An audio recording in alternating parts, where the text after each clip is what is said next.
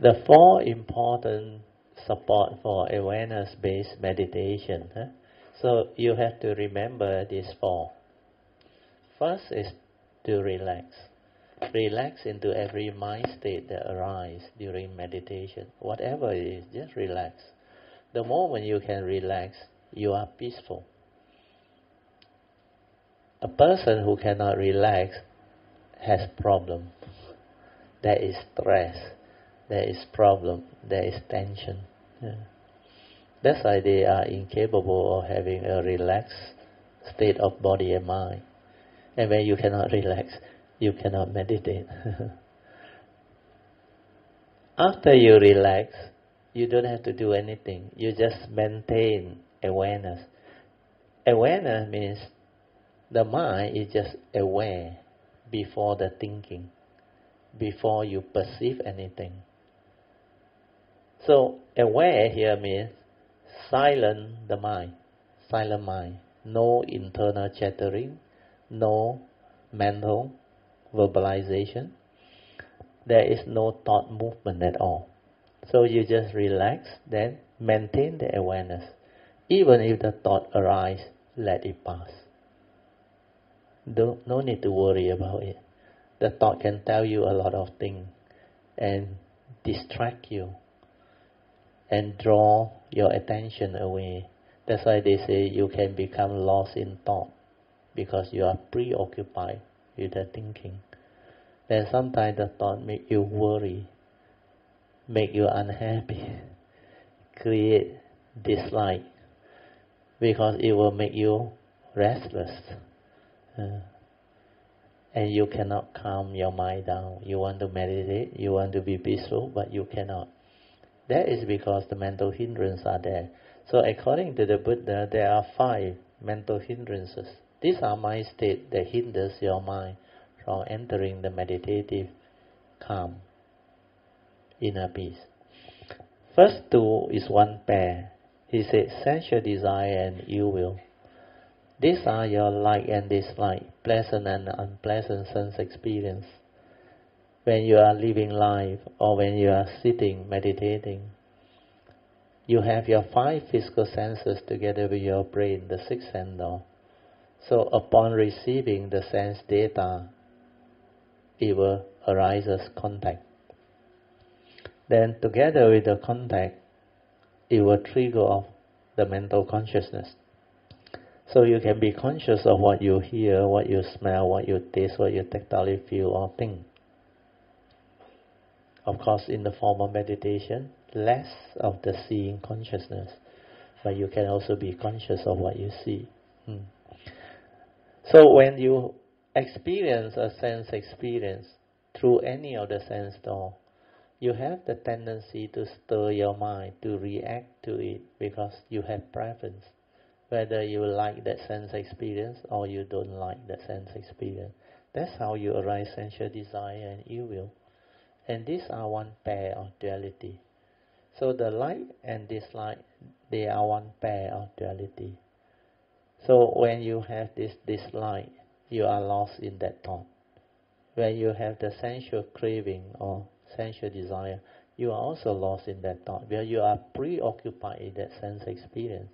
Which means you cannot be in the moment, silent, to develop the awareness within. Means you cannot follow what is going on. That's why it's called a hindrance. It will hinder your mind from becoming peaceful and aware, to understand clearly what is going on in life. Then the third one is sloth and torpor. Sometimes you don't understand the meditation that well and you don't have the interest. You may feel sleepy because you are so used to be active in life.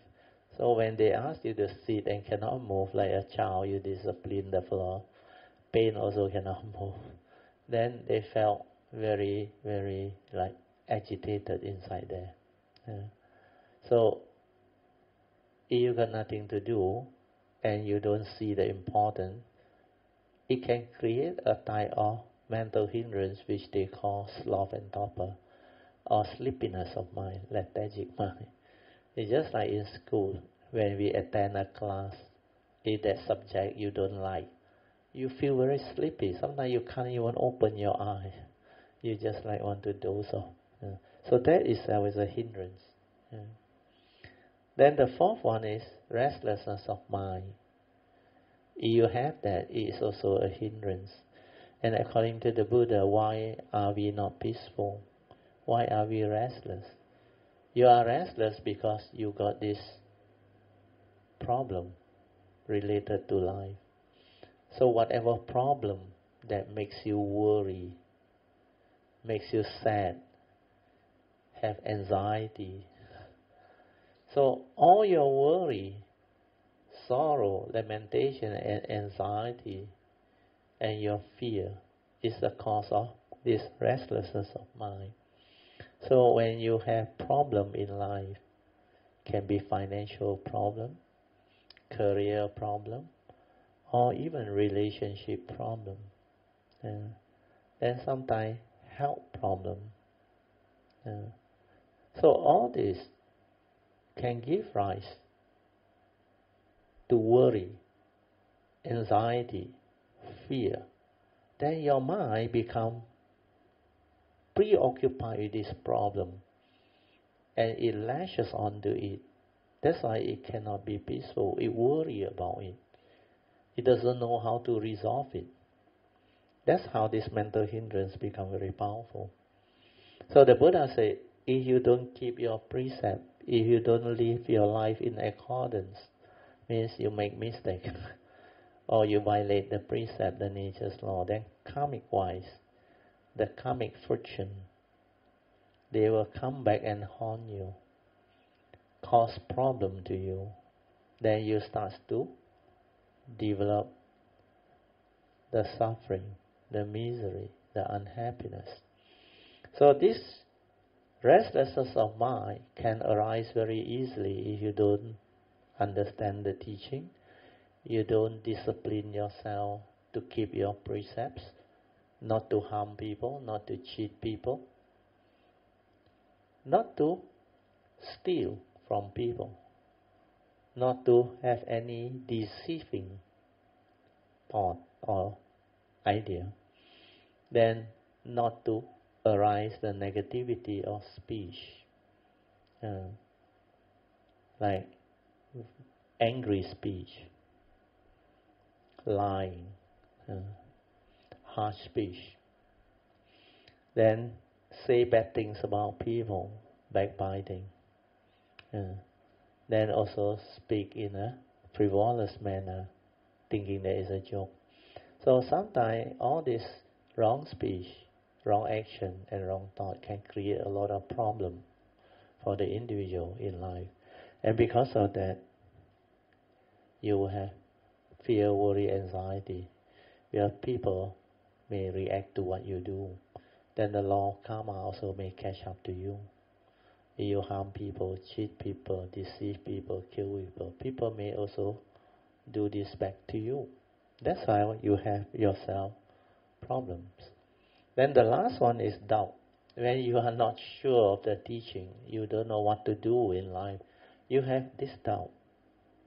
And you don't know how to act. So those with doubt don't have faith, don't understand the teaching. They are full of ignorance. They are full of self-delusion. And because of that, this doubt creates what they call fear, worry, and anxiety. Doubt is ignorant delusion. That's why it leads to fear, worry, anxiety, and you lack confidence. So this is how the mental hindrance really prevent you from entering the meditative state of inner peace, inner calmness. And you cannot meditate because of that. So the Buddha said, when these states arise, don't fight it. Don't try to control the thought or suppress the thought. No. Don't even try to do away with it. Because the moment you do that, you create more negativity. You create more mental hindrance. All of your dislike of the mental state that arise is a mental hindrance. So when you understand this, the Buddha said the only way to break this is to cultivate the opposite five. They are called spiritual faculties of mind or mind states that can allow you to understand spiritual teaching relatively easily. So the first one is faith, saddha, confidence in the Buddha and his teaching, just now I explained before. Through knowing clearly who the Buddha is. He is not only enlightened, he is the fully enlightened one. He is perfect in understanding, wisdom and enlightenment. Then he has this teaching that is so beautiful.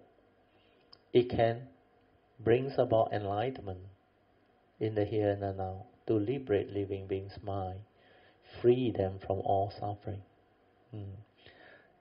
Then, because of your faith, you will definitely see the importance of this teaching. Then you develop this virya or spiritual zeal or tenacity to cultivate this teaching, to go this way. And this virya is the second spiritual faculty. Then you determine to meditate.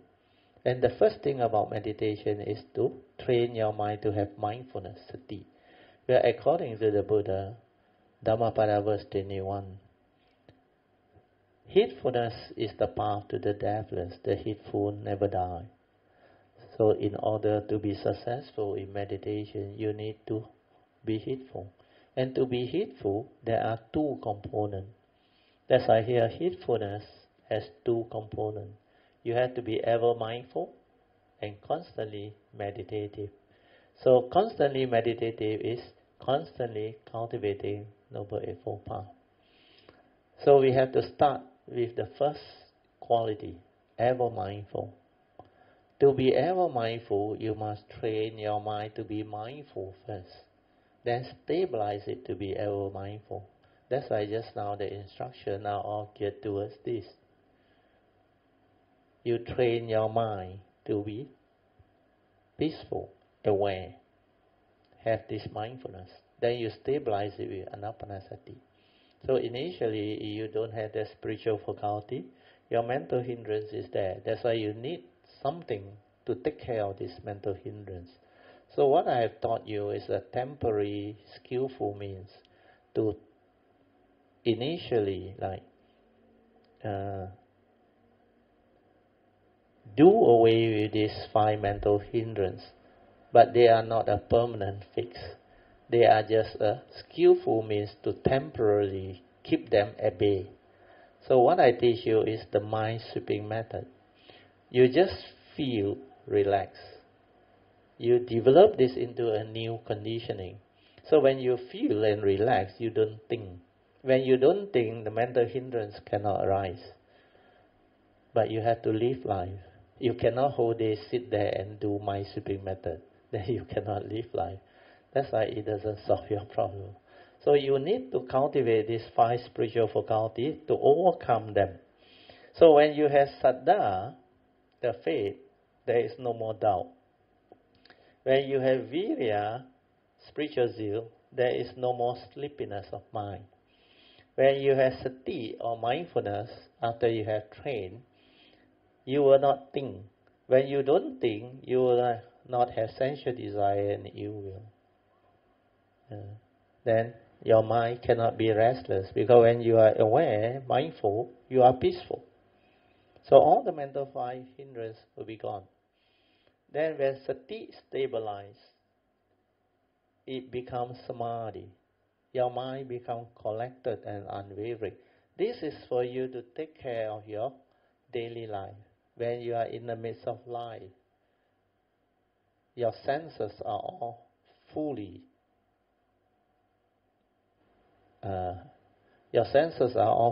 engaged with life. Understand?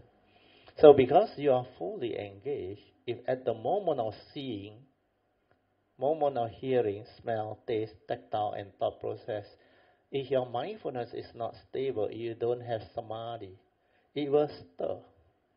And you will stir your mind and react to sense experience. That's how the sensual desire and ill will, the first two mental hindrances, keep on arising. So in every moment of sense experience, also you have dislike and dislike, pleasant and unpleasant sense experience, and you stir your mind. Then this becomes habitual. And it develops into habitual tendency. Until later it becomes latent tendency. So from habitual tendency, it becomes something latent in you. That's why it will keep on arising. Then when this latent tendency is very strong, it becomes asava. It like keep on wanting to come out, erupt. That's why the Pali word is anusaya and asava. Anusaya is latent tendency. Habitual tendency becomes latent tendency and make you very, very strong in this urge to stir and react. And when it has become habitual tendency, you will never be able to be peaceful. But throughout the day, you arise the mental hindrance until you become so habitual. Then this mental hindrance continuously hinder you from entering the meditative state of inner peace. That's why you're hardly aware. You're hardly peaceful. You're hardly mindful. Most of the time, you are agitated, reacting to sense experience, preoccupied with all your views, opinion, conditioning, belief system, your worry, your fear, your anxiety, your problems of life. They all keep on haunting you. Then you are entangled with all these accumulated memories, good and bad, your scars of memory, your fear, your phobia, anxiety, sorrow and lamentation. All this can haunt you. Then since thoughts are response to memory, that's why you keep on arising them. And these are what we call wrong thoughts. So what are wrong thoughts? Thoughts that condition your fear, your worry, your anxiety, your phobia, your sorrow and your lamentation, your deep resentment and unhappiness, even your envy and your jealousy, and your selfishness, emotional negativity, and fear, or insecurity. So all this will bring about what they call problems, suffering in the living being. That's why this teaching is so powerful. Without samadhi, you cannot deal.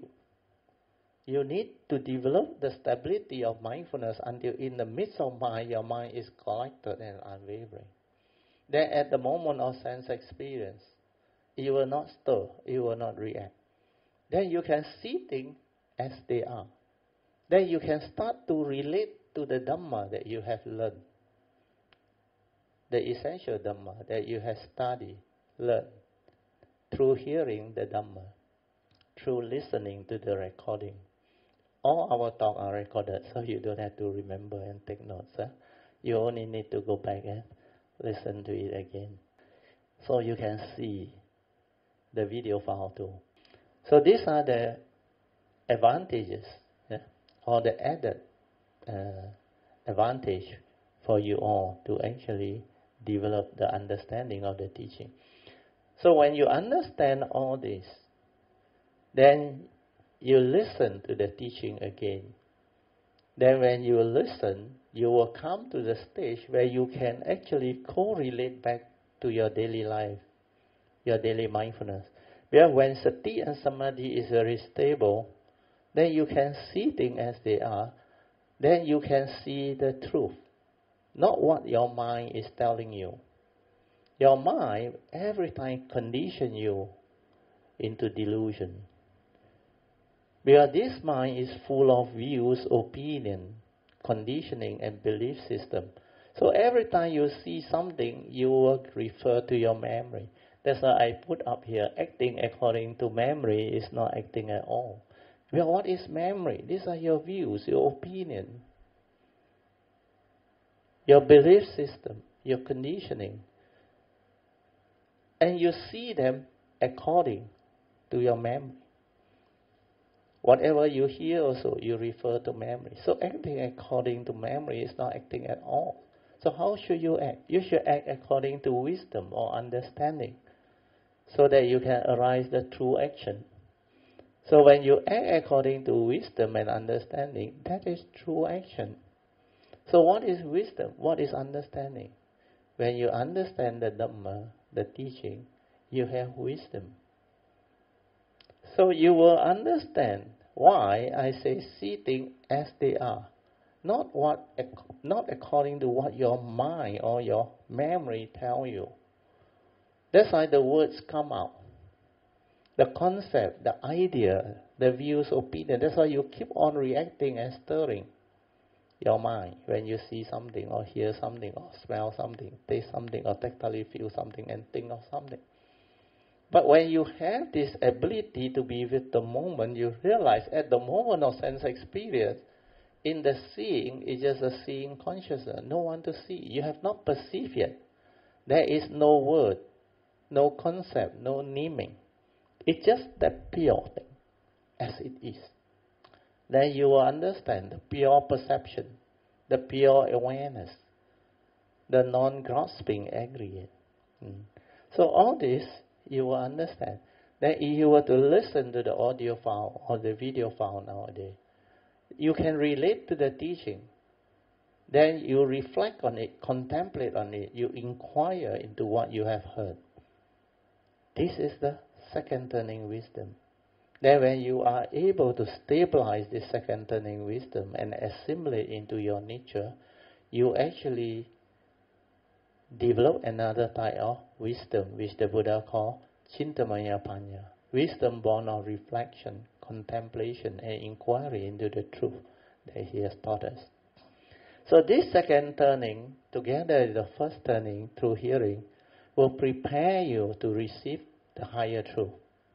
The third turning truth, Bhavanamaya Panya. That's why when you have this initial wisdom developed, what we call yoniso manasikara, wise attention at the moment of sense experience, this is initial wisdom born of the first and second turning. So when you have this, your mind becomes different. Where this will allow you to straighten your view, and you will not react to sense experience like before, so heedless, so habitual. So this one will bring about sense restraint. This one will bring about more moment of awareness with understanding. Then because you do not react and stir your mind, you will create less sankhara. So the dependent origination, the dwelling, the first two links, avijja paccaya sankhara, will be weakened. When avijja paccaya sankhara is weakened, you will have more moment of awareness, mindfulness, clarity, space between thought. You are no longer heedless, lost in thought. For those who are mindful, who has gone through the training, they will know. Before they train their mind, before the mindfulness comes, they think a lot.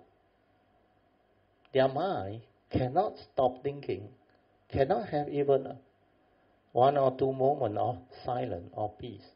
It's impossible. The reason being, the mental hindrances are very strong. They don't have spiritual faculty, they have not developed them. And they have not trained their initial wisdom.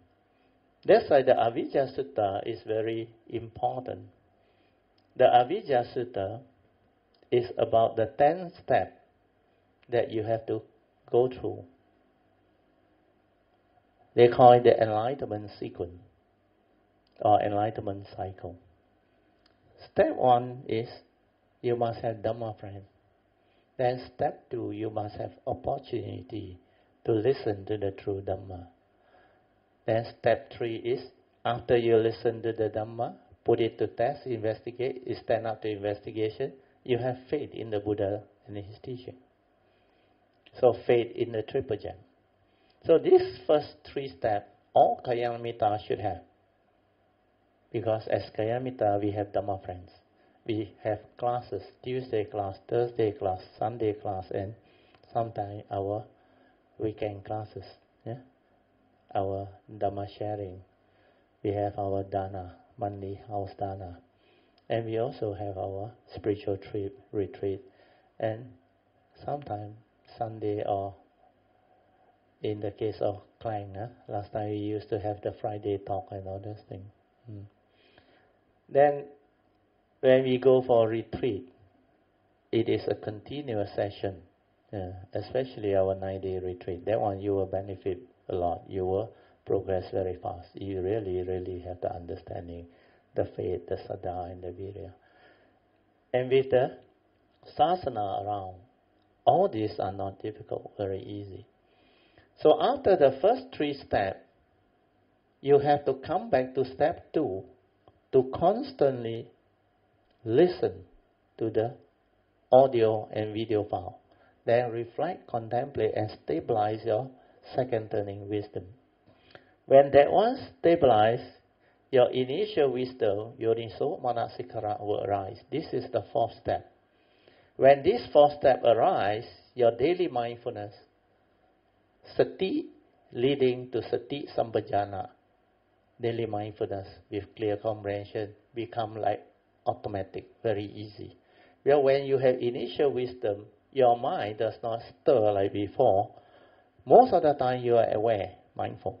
That's why your mindfulness can be continuous. You can develop this continuous mindfulness and carry them into your daily life. And what you need to do is, during your formal sitting, you must meditate until your mind transforms and develop into passaddhi, tranquility of mind, stillness of mind. The mind enters sati. Then when you come out of it, that mind that is in sati is able to be aware in the midst of life. Means every moment of hearing is in sati. Every moment of your seeing is in sati. Smell, taste, tactile, and thought process. That's why you are ever mindful throughout the day. Unless you hit them, you can never develop the awakening. So step 4 leading to step 5 is very important. You have to work on these 2. So step 4 is quite easy. After that, step 5 also will not be difficult. But you have to develop the sati sampajana. It's only after you have finished the training of step 4 and 5, then only you can develop step 6 and 7, which is automatic. When you have sati sampajana with initial wisdom, you will have sense restraint. You will not break your precept. You are very sure. After that, you will awaken. And when you have sense restraint, your precept is in order, your karmic nature is taken care of. That's why you keep on arising the 3 ways of right conduct. You can never go wrong anymore. Then after that, you cultivate the 4 foundation of mindfulness, which is step 8, it becomes very easy. Very clear to you because of all this initial understanding and the daily mindfulness. You can see all the essential Dhamma. You can link them all. They come from the same teaching, Four Noble Truths. Then you will experience the 7 factors of enlightenment. They keep on arising in you. That is step 9. Then you are sure you are on the right path. You have not deviated. You have not gone astray. That's why enlightenment in the here and the now, step 10, will definitely be there. And this is how you cultivate. And with that, you will never play the game of suffering again, because you are no longer deluded. Your wisdom liberates your mind, free your mind. The phenomenal world cannot deceive you anymore. Sankhara cannot deceive you anymore. The universal characteristic become very clear, and your life transforms, and you become so different. This is how the teaching can bring about real transformation, awakening. Yeah. So, I believe I have covered everything. Is there anything I didn't cover yet? Huh? I have covered almost everything. Sadhu, huh? Okay, we can rejoice. Huh? Sadhu, sadhu, sadhu. So for you, Yin, don't worry, slowly. Huh? This one session is a bit too heavy for you, but don't worry. As you slowly develop the faith, the spiritual faculty, you will learn, and you will learn fast, and you will progress fast, because Yeah, use the mic. Wait. Oh, yeah, I missed out that one. I explained to you. Yeah. No, for the recording sometime. Okay, this bulb and the circuit, that's why she pay attention. True or not? First time here also can see this. And this is so small, in the midst of all this. And this is the only one I didn't explain. This one is a physics analogy to explain to you how you function as a human being, how you become conscious of what you see. Yeah? Can you follow? Conscious of what you hear, smell, taste, tactile feel and think. So this physics experiment is like there's a battery, there's a switch, there's a bulb. Okay? So what happens is, if the battery has power, if you on the switch, what happens? The light bulb lights up. Okay? So our mind and our physical senses function more or less exactly the same. This battery is the power bank. And this is where consciousness gives you the power bank. So this one is like the battery pack, the source of energy, which is our consciousness. So when this consciousness is there, this bulb is like your sense organ. It can be your eye, your ear, your nose, your tongue, or your bodily tactile, or your brain. Brain is to arise the thinking, the thought process. So when the appropriate sense data come in and the contact switch is on. On means your conscious mind goes to that organ. So that conscious mind, if you want to see, it make contact with your seeing consciousness. It go to your eye. That's why your attention is on what you see. You understand? Your attention is on what you see because your mind go there. So this one become EYE, your eye. Or if your attention is on hearing, then the ear is the organ. So upon contact, this one, like the light bulb, it lights up. So like the Buddha said, you become conscious. Conscious of what? Conscious of what you see, what you hear, what you smell, what you taste, what you tactile feel and think. And do you need a God to create seeing consciousness? You don't need it. Right? This is an automatic physics experiment, nature's law. Right? Upon contact, the light bulb lights up. That's why he said, in the seeing, at the moment when that seeing arises, it's only the light bulb light up. The seeing consciousness. There is no one to see yet. But our mundane mind, with the views, opinion, and the conditioning and the belief system, immediately lashes on and cling on to what you see. That's why the egoic mind arises.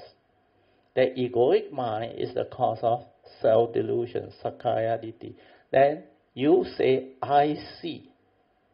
It becomes like there is a person, a personality that is seeing.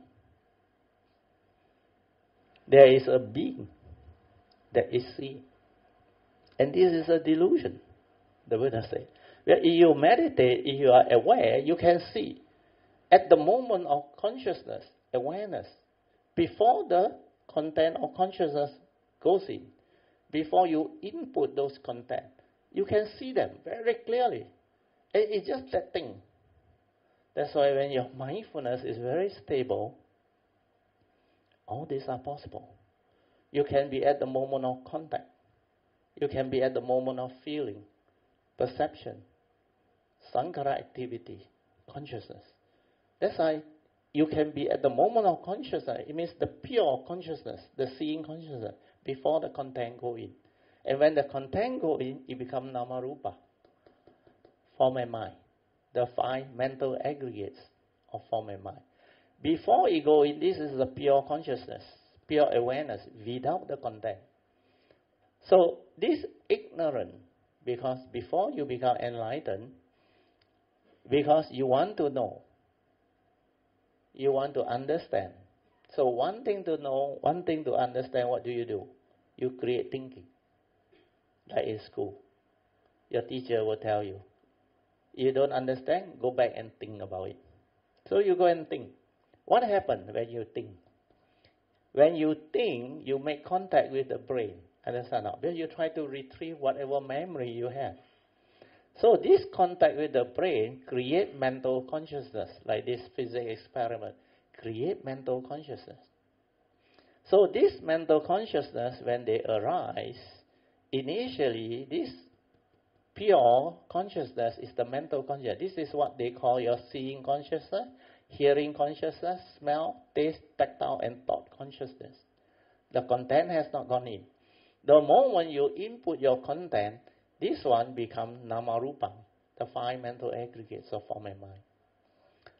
This is how this second aspect of the five aggregates of form and mind arise. And when they arise with self-delusion, you attach, you cling, you grasp, it becomes the upadana khandhas, grasping aggregate. That's how it conditions suffering. Just like the dependent origination link will go on. So dependent on this five aggregate of form and mind, the mental five aggregate, there must be contact. Without contact, it cannot arise. Sense basis. Without sense basis, this cannot arise. Because with sense basis, only there is contact, then this can arise. That's why this is how the link goes.